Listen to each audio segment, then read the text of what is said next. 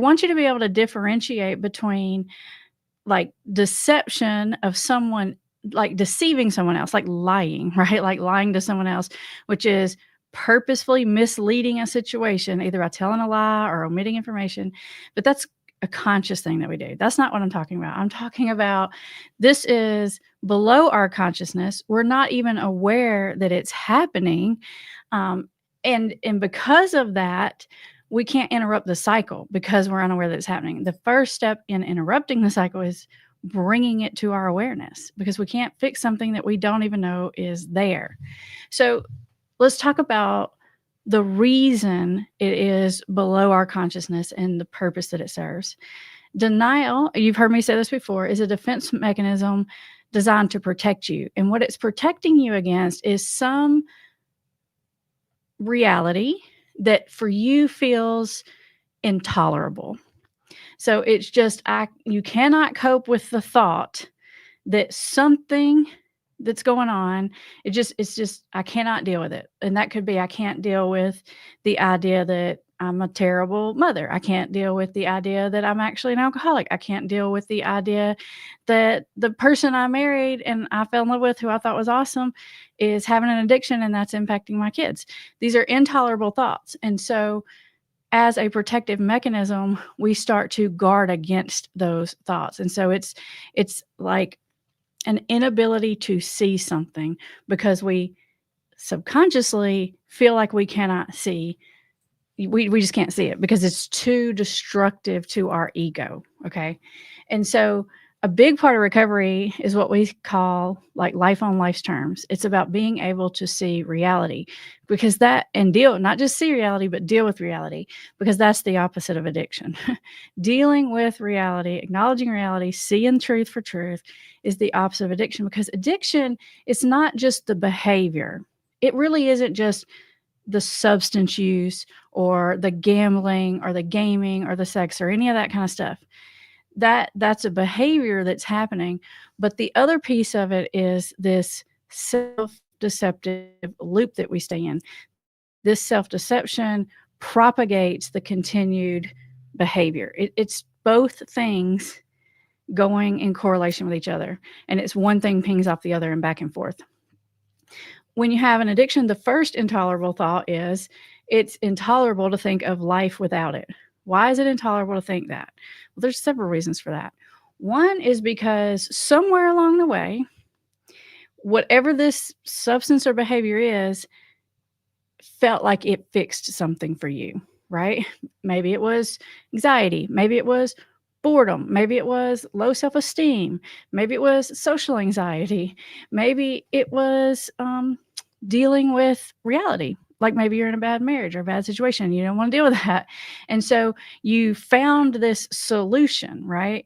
And you want to cling on to that solution so badly that the thought of not having it anymore is intolerable. And the further the addiction goes, the more intolerable that thought becomes, because whatever your situation was before, however intolerable, whatever those difficulties were before that you don't want to deal with anymore, they are now 1,000 times more worse than they were originally because of the addiction. So it's just sort of this self-fulfilling triangle that we get stuck in. So realizing that we're not aware that this is happening, and it's very hard to believe when you see someone else in denial. Even for me, I've been doing this for more than 20 years, and it's still shocking, like every single time. I'm like, really? You can't see that? Because it's so obvious to everyone else. But we all have the capacity to self-deceive. We have all been in denial about something at some point, and we're probably all in denial about something right now. I can tell you that I'm pretty dang good at the rationalization in the rationalization department. So I'm going to give you my professional knowledge, and I'm just going to be an expert witness for you today too, because I definitely am guilty of this kind of thing. When you look at what is the difference in abstinence and recovery, sometimes some of you guys ask me a lot about, like, what's a dry drunk? That's an old recovery term. And basically it's like somebody that's sober, as in they're abstaining from a substance, but usually we say they haven't worked on themselves. But a more accurate way to put it is even if you get someone abstinent to quit the addictive behavior, but they haven't addressed the addictive thinking, they're not well. And chances are they're going to go right back to the addictive behavior. But even if they don't really feel better. They're not really any better to be around. And so they're still stuck in that addictive way of thinking and feeling, even if the behavior isn't happening. That's what they're called a dry drunk. It's super essential to deal with the addictive thinking. That is the part that you actually really need help for. You know, people say all the time, they say, you can't do this on your own. You got to get some help. And it's kind of annoying to people who have addictions because they're like, what are you talking about? I quit last month. I quit for 6 months. I did that on my own. So here's the thing. You can stop the behavior on your own. In fact, there's no other way to do it. I can't do it for you. No one can do it for you. Your sponsor cannot do it for you. You're right. Only you can stop the behavior. But because this addictive thinking is below your consciousness, it is very doubtful that you're going to be able to identify and deal with your addictive thinking without some help somewhere. Now, I think there's a lot of different places to get that. I like all the pathways to recovery. I haven't met one I didn't like. So there's a million different ways to do it. I'm not saying you have to do a certain thing, but I am saying you need to get some help somewhere to help you identify and correct the addictive thinking. So let's get into some examples of addictive thinking, and then we're going to go into what's underneath that.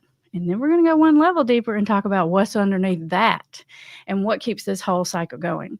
And if you're watching because you have an addicted loved one, you're going to be listening to these examples, you're going to be saying, amen, Amber, my loved one does this, my kid does this, my spouse does this, my brother does that.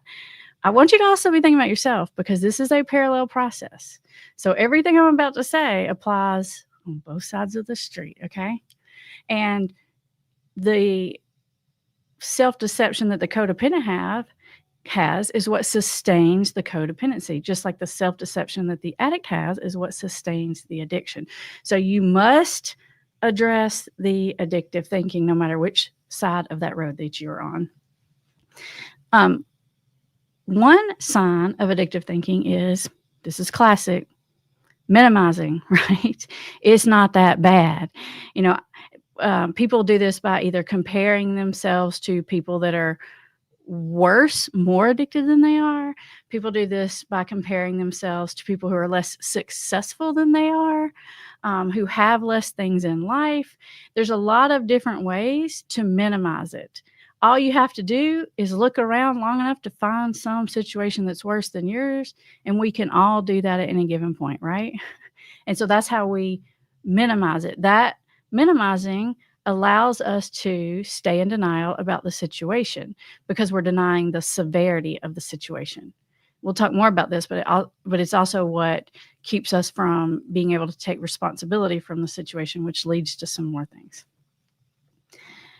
The other type of addictive thinking that you're going to see is denial of the consequences, right?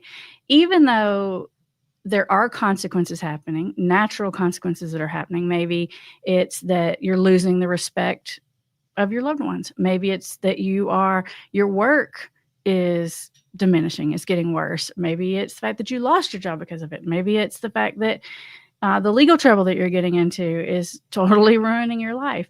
There is a denial or minimization of the consequences of it. And when the consequences have already happened, the way that we do that is we shift the blame, right? That consequence happened because those police officers have a quota and they got to give so many DUIs a month to keep their job. That consequence happened because my wife is a B, right? And she just is so critical of me and she's just trying to take my kids away from me because she just wants my money, right? It's a blame shifting process for denying consequences that are already either happened or happening. And there's also a way that people sort of deny possible consequences. So things that have not happened but are very likely to happen. And the way that you do that is you just don't think about it, right? Because when you are in active addiction, or you're in active codependency, which is basically the same thing. There's a desperation going on, and that desperation is running the show, not logic, desperation. And so you're so obsessed with this thing that you are desperate to obtain, whether that's the addiction or getting someone sober, whatever that is, that you don't have time, you don't spend the time, you don't take the time to think further down the road. We call it playing the tape. You don't play the tape through because you're just constantly in the here and now, in the present, dealing with the current fire situation, which keeps you from really thinking long term. So that's denial of consequences that are going to happen, or minimizing those consequences. All of this leads us to something called magical thinking. Now, in someone who has an addiction, magical thinking looks like, I can stop this anytime I want, even though there's a lot of evidence that says that you can't, or that you won't. So sometimes even if you can, maybe you can, but will you? And will you do it? And can you do it before you destroy your life or someone else's life? Can you look at the truth, right? It's not even just, can I stop drinking, smoking, whatever. It's, can I look at the truth anytime I want? And the answer to that is probably not, if you're struggling with an addiction. Grandiose thinking in a codependent person can look like, if I just get my loved one to get a sponsor, it's going to fix this. If I just get them to read this certain book, it's going to fix this. If I can just get them to go to detox and treatment, it's going to fix this. It's like this magical solution, basically. And it's irrational. It's flawed thinking, and that's why they call it magical thinking. It's kind of like when you're a kid and you just think the magic fairy godmother is going to come along and fix everything for you, and it's going to be fine. The other type of addictive thinking that you see is rewriting history. And we rewrite history as a way to not deal with the current present situation, not deal emotionally, not deal with what's coming down the road, but also as a way of dealing with our own mistakes. So we look back on things that have happened and we selectively pull out certain pieces and we remember them, and we ignore other pieces. And that creates a false narrative in our own head, whether you're on the addiction side or the codependent side. In both cases, this stems from insecurity. It stems from shame. And we're going to talk more in depth about how the shame part comes into this cycle and how the insecurity part. But it's like, I can't tolerate the idea that I was wrong on something or handled something wrong, or that the situation is what the situation is because it's so scary, that I'm rewriting history to create this narrative which helps me feel better about myself. It's a way of self-medicating your shame, the rewriting of the history, and of not dealing with the situation at hand. You can also do this by selective, it's basically just selective remembering. It's really interesting and fun in our office because we have always seen both sides of an addicted family, the addiction side and the family member side. And as the counselors, we call it lawyering a lot, when the counselors meet behind the scenes and we talk about, the way that our client is seeing it, the family can tell the same story. The person with the addiction tells the same story. And it's like, is this really the same story? Are we talking about the right husband and wife here? Are we on the right family here? Am I thinking of someone different? Because even though it's like they're telling the same story, the version of it that gets told, either on the family side or on the addiction person side, is missing a lot of pieces. And we have learned that over and over and over again. And it's still surprising to us every single time. And that's why it is so important to get both perspectives, because there is a rewriting of history. There is a selective memory that's going on. And we all naturally do that. It's not even purposeful. Like I said, this is below our consciousness. I mean, sometimes you mislead your counselor because you don't want them to give you a piece of advice or because you feel embarrassed about something or whatever. But a lot of times it's just the way you remembered it. And you remembered it that way because subconsciously you're selectively putting more emphasis on certain events and less or no emphasis on other events in order to propagate this narrative that you have. And the purpose of that is to protect your ego, protect your sense of self, to keep you from having to look at something that you're not ready to look at yet because it seems too awful, too scary. So those are just a few examples of addictive thinking. I have tons of videos on this channel where I talk about even more examples of addictive thinking. But for the purpose of this video, I just want you to kind of understand those addictive thinking patterns is what keeps people in denial. All of that, all of those self-deceptive thought processes lead us to a very bad self-esteem, a very low sense of self-worth. Our confidence goes out the door. The shame volume is getting turned up. And the more the shame, the more the low sense of self, the more scarier life seems, the more the addictive thinking pattern takes in to protect. And you see how we're just in this cycle where one thing's leading to the other thing. The reason why the self-esteem goes down so low when you're in this addictive thinking pattern is because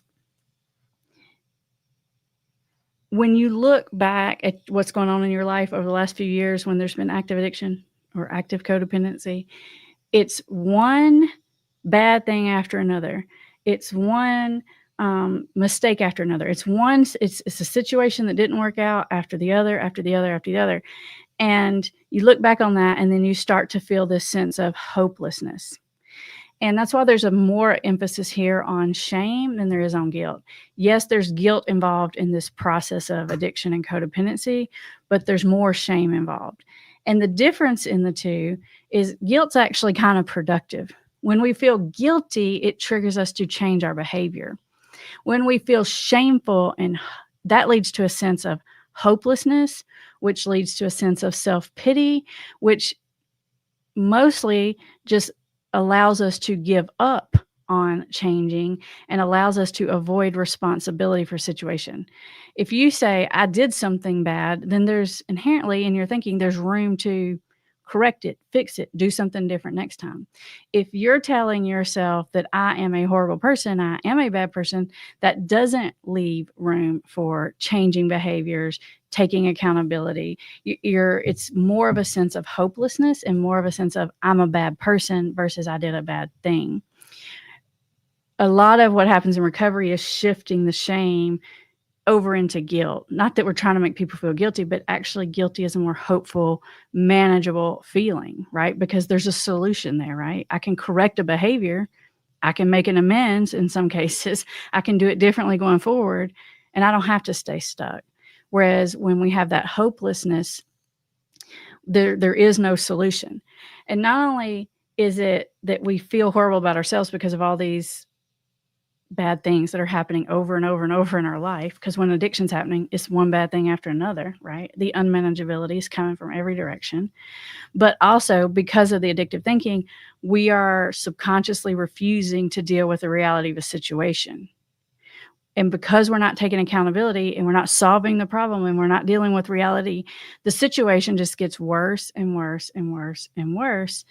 And we feel more and more and more terrible about ourselves, which then makes us cling to these addictive thought processes even more. Now we really need them because now the situation is very, very intolerable, right? The idea of reality becomes more and more intolerable the further you go into addiction. And now we have this sort of like self-perpetuating cycle.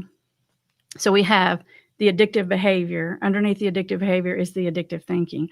Underneath the addictive thinking is the low self-esteem and shame. Underneath that, or maybe as a result of all that, you have a spiritual void. Now, for some people, they may have felt this spiritual void before the addiction took over. But even if you didn't have it before, you will have it as a result of. And that spiritual void. It's not a religious void, it's a spiritual void. It's a feeling of hopelessness. It's a lack of a sense of purposefulness, a lack of sense of autonomy. And so because of that, your spiritual needs are not being met. And as human beings, we have spiritual needs. We're the only animal on the planet that has spiritual needs, right? We have physical needs just like all the other animals. And we have instinctual behaviors just like all the other animals. But we have this higher level thing. Humans have this higher level thing that no other animal on the planet has, which is a spiritual need. And there is, even if you're not religious, almost everyone agrees on this sort of emptiness that we have, this need for connection or creativity or purpose or service. Like there's this something else that we have, and if we are not dealing with that, this sense of self, this sense of I matter, I'm a worthwhile person, I'm giving something to this universe, you don't feel right. You slip into depression, you slip into hopelessness, you slip into despair. So that is why it is a human need. And so that need, maybe that void could have been there before, but it is certainly going to be there as a result of. Maybe you were totally awesome before, things were going great, you felt totally fulfilled, you had purpose, drive, motivation.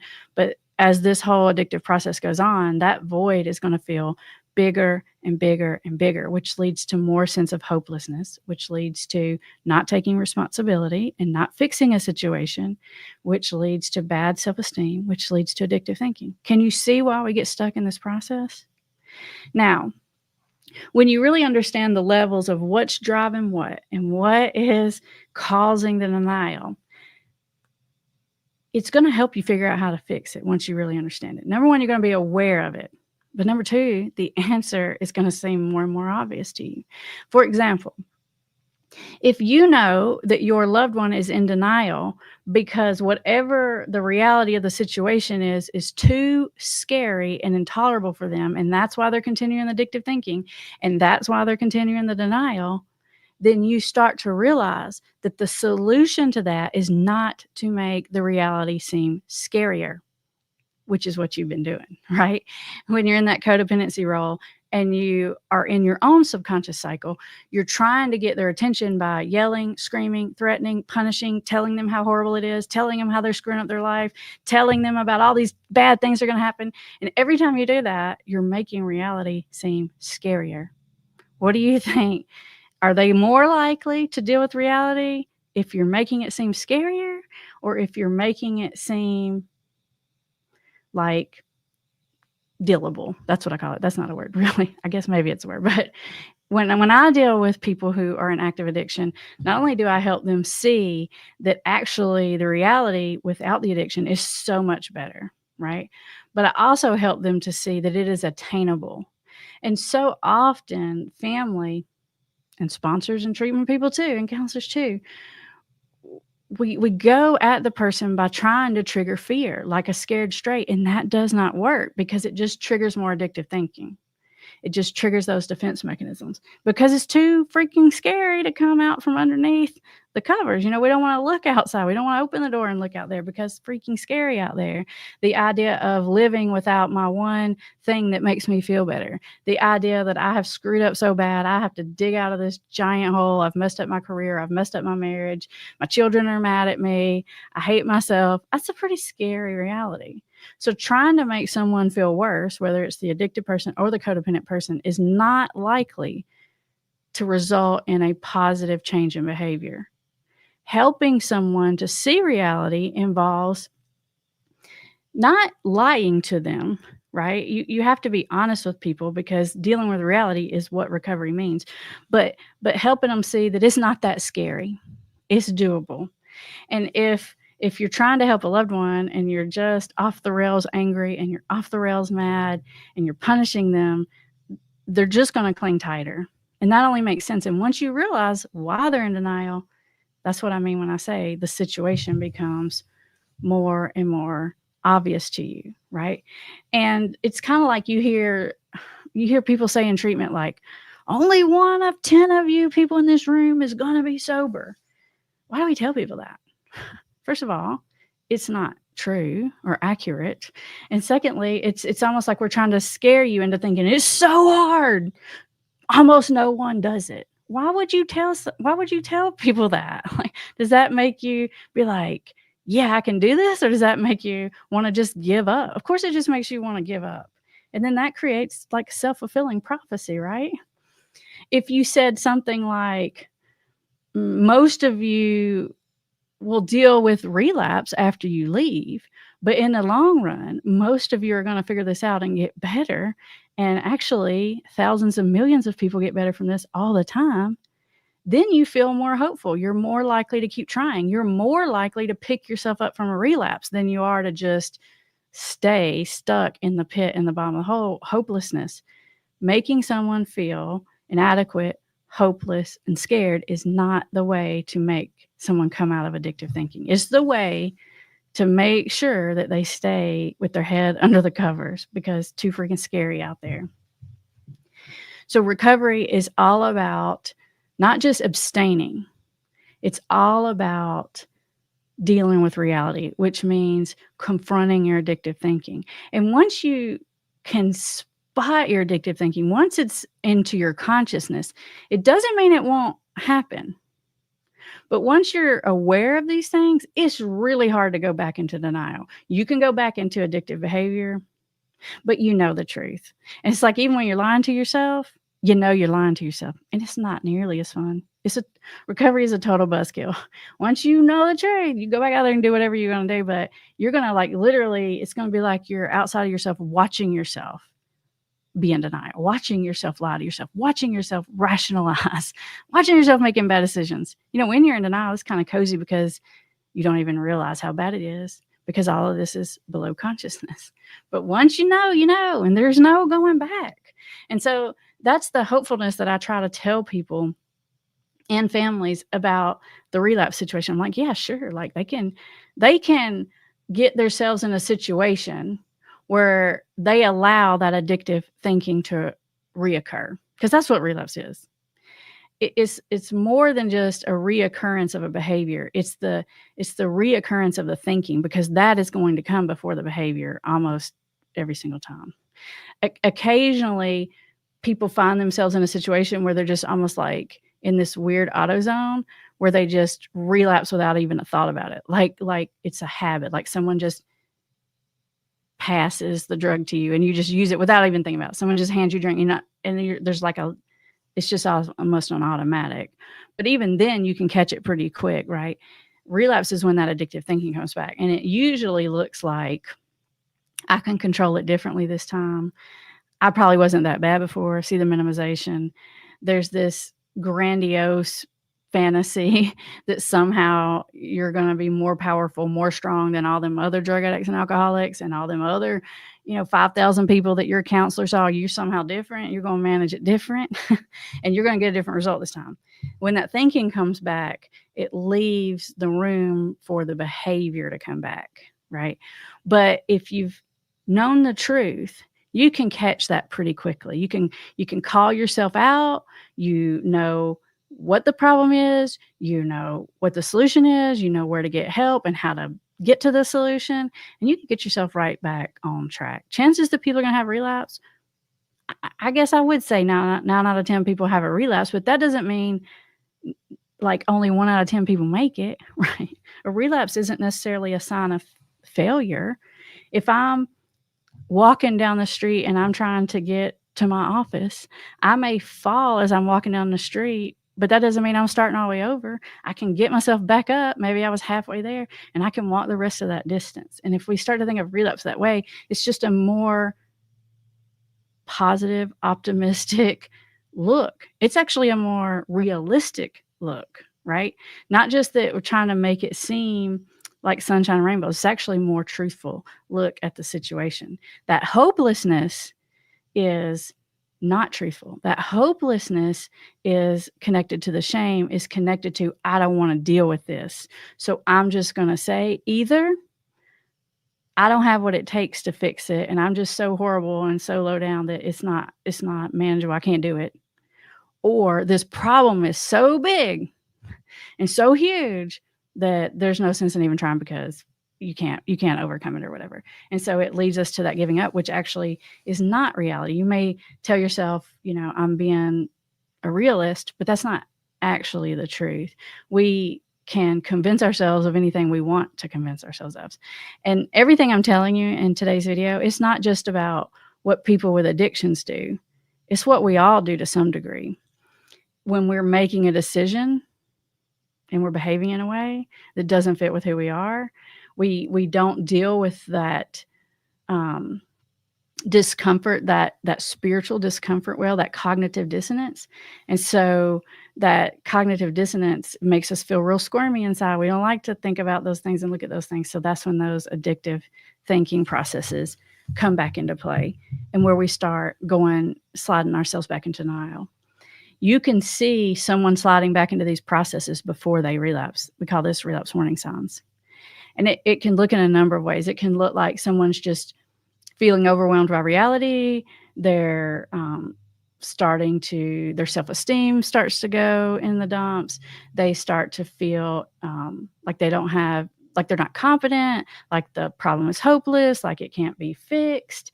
And when you're seeing this is a return of the addictive thinking, which happens, like I said before, almost always before the return of an addictive behavior. You can see it coming. It's real hard to intervene, but you can see it coming in yourself, and you can see it coming in someone else. And again, this is why you need some help from somewhere to beat addiction. Because if you understand that about yourself and you're just cool with it, and you can deal with it because it doesn't make you feel shameful, because you realize that we all do it. Amber does it for sure. Then you don't have to feel shameful about it, because you can just be like, yeah, this is just a thing human beings do. And then that allows you the room and the space to be able to go to someone, to your counselor, to your sponsor, to your cousin in recovery, to your dad, your mom, and say, hey, this is the way I'm thinking here. This is the way I'm seeing the situation. Is there something that I'm missing? Is there a different way to look at this? Is there something I'm not acknowledging or something I'm not seeing? And that other person, they don't even usually have to be trained so much. It's just easy to see, somebody else's stuff, right? And they'll say, well, yeah, like you're not thinking about this part. You're not remembering that part. You're denying the reality of this or whatever. And then that's you confronting your addictive thinking and not allowing yourself to go back into that denial, right? And you don't have to feel guilty about it. We all do it. Everybody does it. I do it every time I eat something unhealthy, right? You do it every time you pay more money for something than you should have. Like, this is a human condition. So don't feel shameful about it. Just deal with the fact that you do it. And maybe if you have an addictive personality, maybe you do it a little more than some people. And then just say, all right, I know I do that, and here's how I'm going to fix that. I'm going to go to meetings that make me have to remember that I do this addictive thinking thing. Not that I drink, not that I smoke, not that I use, but that I do this addictive thinking thing, and what the solution to it is. All right. I feel like that was a lot. My throat's getting all dry and scratchy. So we're about to take some questions, comments, and concerns. We're to that point. Before we do that, or as you get them up there, Bree is behind the scenes. She's going to be putting some questions up here on the screen for me in just 1 second. If you put question marks before it, or like word question all caps, it lets Bree, as she sorts through them, it lets her see it faster. And if it's on topic, it's also more likely to get picked. So get those in there. As always, I'll remind you there are resources in the description. If you are dealing with someone in denial, then you may want to look at our Invisible Intervention, because that is our online program specifically for how to get someone out of denial. What I've told you in this video is the understanding and the philosophy behind what's happening. What you learn in the Invisible Intervention is the step-by-step process for, like, how do I get someone to come out from underneath that blanket? It literally tells you what to say, when to say it, how to say it, how many times to say it, what to not do, all those things. It gives you the step-by-step, but this is the underpinnings of what that is built on. So you can check that out. There's lots more resources in there. Let's see what kind of questions and concerns you have. Gypsy Feet says, dumb question. Does this also apply to hoarding variety? Yes, and that's not a dumb question. I mean, I feel like hoarding is an addictive compulsive behavior. There's maybe a little bit of difference, but not a whole lot of difference in addiction, right? It's just a different kind of addiction, right? Having stuff makes me feel secure. It's a self-medicating. So yes, it definitely applies. Linda Steele says, how do I get my son to start taking responsibility for his actions? When I try to talk to him about anything around his problem, all he will do is raise his voice and start I think you meant yelling at me all the bad things his brother's doing, right? I love this, Linda, because this is a perfect example of minimizing it or blame shifting, like drinking and drugs. He is mad at him for not giving him money for the substance or doing the substance while he's there, totally blaming his brother, right? So it's like every time I start to talk to him, I start seeing more addict thinking. He starts telling me all these addict thoughts. What that means is probably it's, and I'm not saying you're doing it on purpose, I'm not even saying you're doing it wrong, but what's happening is you're triggering his shame, which is making the reality of the situation seem intolerable, which is triggering more of this addictive thinking. So we have to figure out, how do I bypass stepping on that booby trap, basically? And there are ways to do it. We talk about it on this channel all the time. We talk about it in the invisible intervention. But a big way I do it is I help someone see reality in a way that doesn't threaten their ego, right? By sometimes normalizing it, by validating like some of their thoughts, like about why they're doing it and what it does for them. Like if you can see their side of it and if you can make it seem not that horrible, they're more likely to look at it. David says, question, can we have hope without guilt or shame? Gosh, this is kind of a deep question, David. I have to think about this for a second.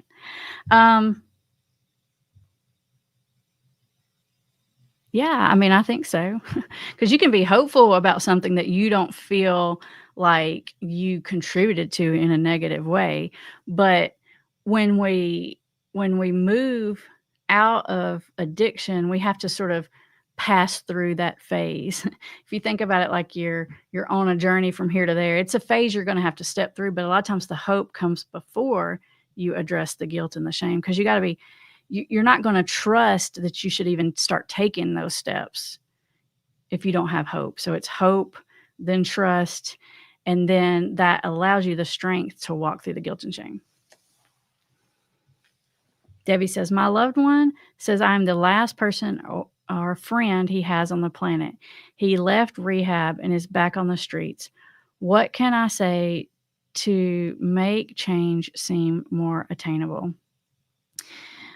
This is a great example of hopelessness and low sense of self. So this person, it looks like this person is to some degree accepting responsibility. You're my last person or friend, but really it's more of a self-pity statement, more of a way of not taking accountability. And I don't know your son, Debbie. So it's hard for me to say exactly. You can make it seem more doable. Or, like if I knew this person, I knew him well enough, if it was my client, I might say, oh, you're just saying that so you don't have to fix this. But that would be, you have to have enough trust to do that with someone. BB question, I have flopped back and forth from being hopeful towards my addicted loved one to being negative. How do you keep positive and recover from being negative? I struggle with this thinking. I need to say something. I think one thing that helps BB is to realize that what you're dealing with, it's a craving to get something out, which is exactly the same as your loved one is dealing with. It's a craving maybe to get something in, okay? And it feels like if I say this, if I express my emotions, if I tell them how I feel, if I get this anger out, I'm going to feel better. Does it make you feel better? No, it makes you feel worse. I can tell from your comment, because then you feel guilty and shameful because you said the negative thing and you're like, I'm trying not to say the negative thing, right? That's the same. If you can take that and see how hard that is, which is valid, and realize that that's that same thing you're asking them to do, then you'll have more compassion for them. You'll realize that you slip up too. They slip up too. It doesn't mean you're not trying. It doesn't mean you're not going to get it. It just means you're a human being. You pick up, you brush yourself off, and you keep moving forward. So one thing is not to beat yourself up about it too bad, right? And to realize that it's part of the process, right? It's just like it's part of the process for them to relapse, right? The more you can identify and relate to the struggle they're going through, the less negative you're going to feel about them, because you're going to have more empathy and understanding, which also makes them treat you nicer, which makes it a lot easier to have empathy and understanding for them. So it's a cycle that you can get going in a positive direction. So if you mess it up, just say you messed up. Just like if they mess up, don't you wish they'd just come to you and be like, I messed up. I'm really sorry. I drank yesterday. Here's why. Here's what happened. Here's what I'm going to do about it. Wouldn't that make you feel better? You feel a lot better. You'd be less angry. So you model the same thing. You do the same thing to them. Aisha says, what if the addict thinks he has the liberty to fall all the time and get up, so be in active addictions? I think what you're saying, Aisha, is what if the person basically is just giving themselves permission? Because sometimes people don't even like it when you say like relapse is part of recovery, because it's almost like you're giving someone permission. That is in itself, it's an addict thinking, right? It's a minimization of the damage of the relapse, right? Because maybe they can relapse a million times and get themselves back up, but every time they do it, it's harder and harder and harder. And anyone that's had the relapse will tell you that that is true. And even if you can keep relapsing and you can keep pulling it back together, which you can, it freaking sucks. It's freaking hard. I don't know why you'd want to do that. It's not something that you want to do because it's crappy. But also, even if you get back on track, it doesn't mean you're not still burning bridges. So you might get back on track, but you that might be the last straw for the other person in your life or for your job. So you don't get to get back up without the scrapes. And so it's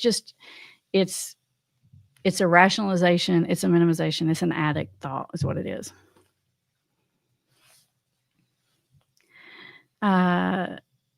Is that Dejana? I don't know if I'm saying that right, but here's the question. How long do you play along and treating it as if it's normal before you give up on an addict and move on with your own life? I'm glad you asked that question, because sometimes I think I like say parts of it and then forget to say other parts.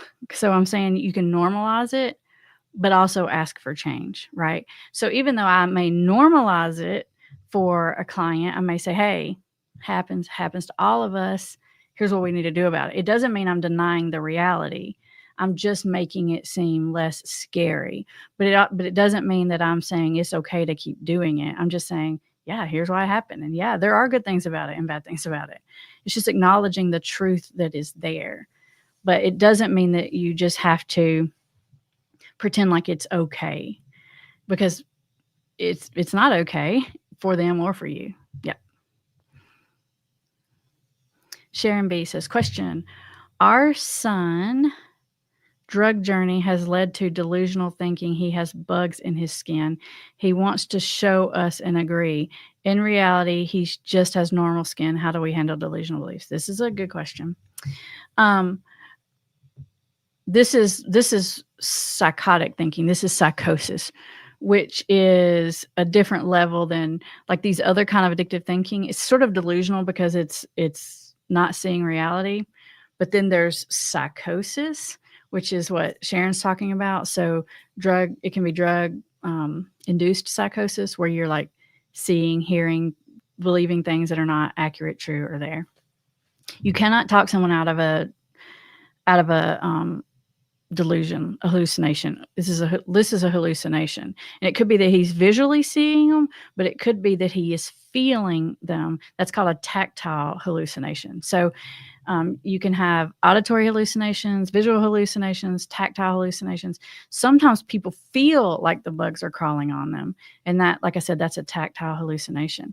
And you can't argue about it. You can't talk someone out of it. And the more you try to talk them out of it, the more entrenched it gets, because then they're just going to be, well, you can't see them because only people who can see them are, I don't know, you have the same superpower. It's just like, the more you try to argue with them, the more complicated the psychosis and the delusion will get to maintain the belief that they have. So mostly you avoid talking about it and you redirect. And then if they back into a corner, which they sometimes will do, you can say, well, I can't see them, but it doesn't necessarily mean I don't believe you.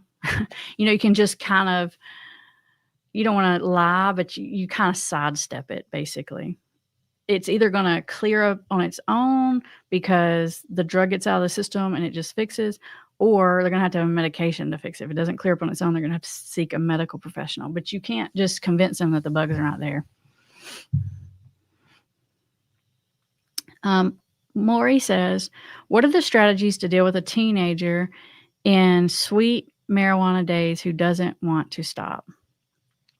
I have a whole little playlist on marijuana, and most of those videos are directly talking about dealing with a teenager. So I encourage you to check it out. There's, like I said, there's a whole playlist. So there's a lot of advice in there. One thing I can tell you is don't try the scared straight thing. Don't say, well, it's because it's illegal, it's because of this or that. Because like I said, the more you come directly at someone, the more they're going to have this addictive thinking, the more they're going to rationalize, minimize, blame you, and it's actually driving them further into addiction. So check out that playlist. You'll find it if you just go to our channel page. All right, guys, we are at the end of our time. You guys are awesome as always. Thank you so much for all of you who show up live. I know you're busy. I know you're at work. It's middle of work day. You guys are awesome. You ask great questions. I look forward to seeing you every week, and you're helping me spread recovery. There's resources in the description, and I'll see you guys next Thursday. Bye, everybody. Oh, yeah. This coming Tuesday, we're releasing a video called How to Get Around Alcoholic Defense Mechanisms. So it goes more into strategy of getting around. So it's a good follow-up for this video. So make sure to be on the lookout for it. See you soon. Bye.